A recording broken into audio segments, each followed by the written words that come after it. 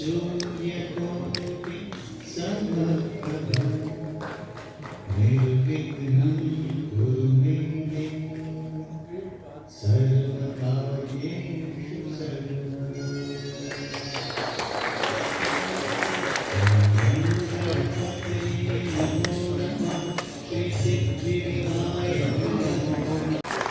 साथ ही मैं देवेंद्र पात्रा सर को आमंत्रित करना चाहूंगी कि वो हमारे विशेष सचिव सह सचिव बोर्ड आदरणीय श्री सुनील कुमार यादव सर का वैसे ही होना चाहिए।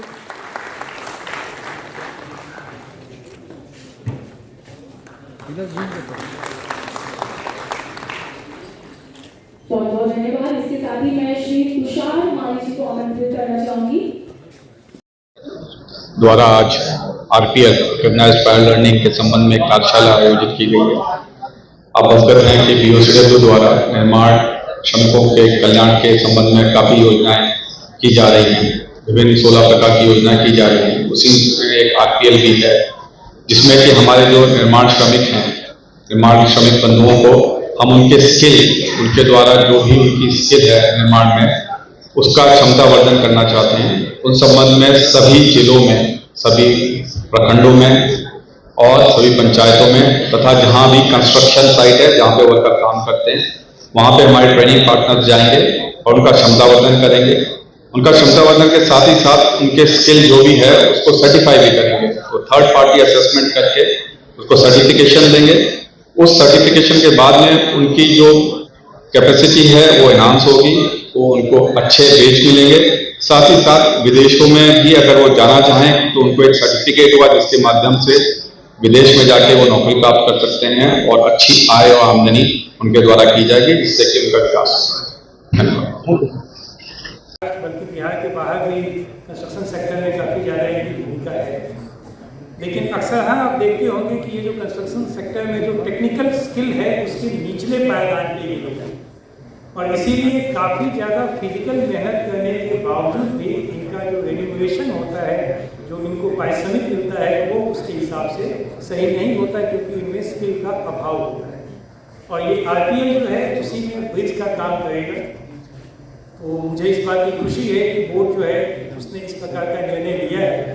और एक चीज़ जो सचिव बोर्ड अभी कह रहे थे कि कोई भी स्कीम जो होता है वो हेडक्वार्टर से भले ही उसको लॉन्च किया जाए, लेकिन लागू जो होता है वो जमीनी स्तर पर होता है।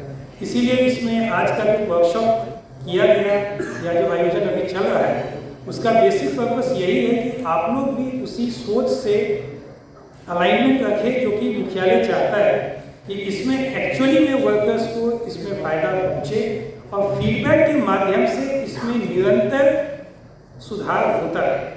हम लोग जब इसको लॉन्च करेंगे उस समय जो इसकी रहती है और 3 महीने 6 महीने के बाद जो हम लोगों का एक स्तर होता है इसमें उत्तरोत्तर वृद्धि होती रहनी चाहिए। एक दूसरा ये भी मैं चाहूँगा कि हम लोगों को पता है कि बिहार के कंस्ट्रक्शन वर्कर्स न केवल देश में बल्कि देश के बाहर मिडिल ईस्ट में बाकी जगहों पे भी काफ़ी डिमांड है कंस्ट्रक्शन सेक्टर।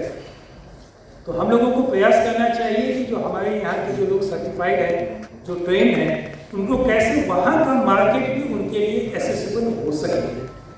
और इसी कड़ी में चूँकि अपने यहाँ ओवरसीज ब्यूरो है उसके माध्यम से हम लोग कन्वर्जेंस भी कर सकते हैं और निश्चित रूप से हमारे वर्कर्स जो होंगे उनको ज़्यादा ऑप्शन मिले।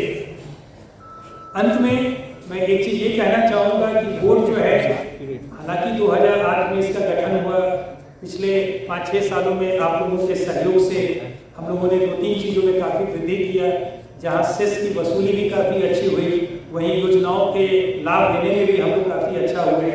अब ये तीसरा पैराडाइम है बोर्ड का जो मेन था कि भाई रजिस्ट्रेशन कराएंगे, लाभ देंगे, वो तो आप कर ही रहे, लेकिन जो बोर्ड की आत्मा है वो इसमें है कि कंस्ट्रक्शन वर्कर्स का कैसे कल्याण हो।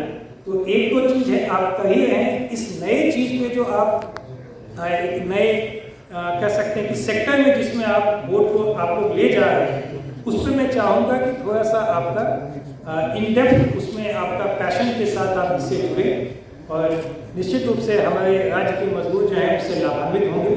मुझे पूरा विश्वास है कि माननीय मंत्री के मार्गदर्शन में सचिव, विभागीय सचिव, सचिव बोर्ड और आप सबके साथ मिलकर निश्चित रूप से बोर्ड जो है वो वर्कर्स के हित में ठोस कार्रवाई करने में सफल होगा और ये जो RPL स्कीम है इसके माध्यम से हम लोग अपने वर्कर्स के जो कौशल है उसमें वृद्धि करने में सफल होंगे। इस आयोजन के लिए पुनः सभी को धन्यवाद।